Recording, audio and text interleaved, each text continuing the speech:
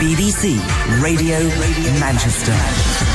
It's Manchester Business from BBC Radio Manchester. Now, we can literally raise a glass to toast the success of an independent... I think I've already raised one, actually. Drinking. I wish I had, but I will be after. To toast the success of the Independent Wine and Spirits Retailer of the Year, Reserve, in Didsbury. Now, you've won award out of hundreds of nominees in the whole country. Kate Goodman from Reserve is here, so congratulations, first of all. Many thanks. Well done. Now, being an independent wine shop, that must be tough up against the sort of competition from the supermarkets that can bulk buy and then pass on, you know, huge discounts, and obviously in times like this we look for that. How do you compete with that sort of thing? Yeah, it's a great question, because 4 out of 5 bottles in the UK are bought in supermarkets, so it's a very good question. And you know, what we offer is a bit different, really.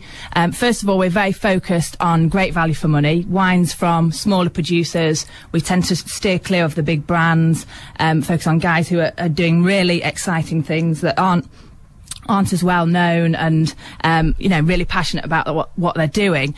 And further to that, I think we add a lot of value. So as well as coming in and buying a bottle, we have great staff who are all knowledgeable, have great expertise, so they can really guide you through the buying process. We make it fun, we make it informative, we hold tasting events, you can come and taste the wines in the shop. So it's a whole experience, and making the wine buying process very, very enjoyable for the customer. So we go through your doors, we have this great experience, we go home, we have some great wine, and then we go to the supermarket next week and forget that you're there and go and buy stuff off the shelves. How do you re-educate someone to think, oh no, mustn't do that, must go back to Reserve? Well, we're very keen on marketing, so we really work very hard with the marketing. We hold, as I said, lots of events. We have a great database of customers who very kindly voted for us for this award, so that was part of the reason we won, which was fantastic.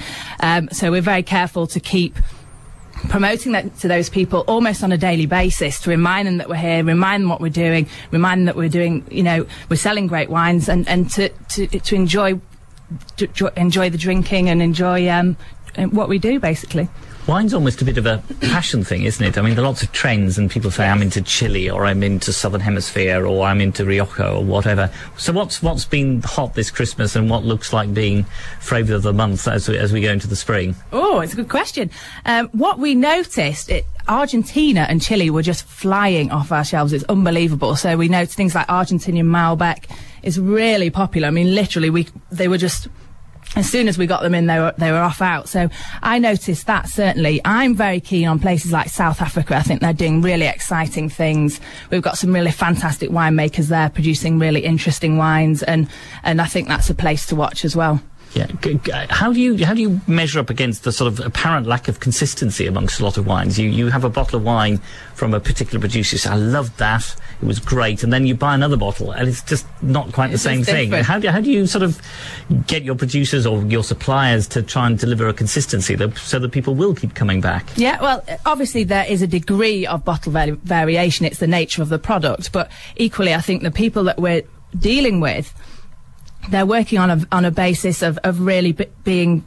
It's non-intervention, so they're being very careful about how they produce their product, and they're really focused on quality. They're focused about putting something really great into that bottle. So we just, you know, from vintage to vintage, there's generally they're fairly consistent. And tell me, I wanted to ask somebody who really knows about their wine. Does it really make any difference if there's a cork in it, or you just unscrew it? In the sense that, well, is wine with corks better? Are we snobs about this wine? Is a big row. We could do a whole new show on this. But essentially, the problem with corks is that you can get a corked wine because the cork gets disease and it transfers into the wine. So there is an issue in terms of quality. It's something like 10% of wines with corks in do suffer from this corked, what we know to be corked.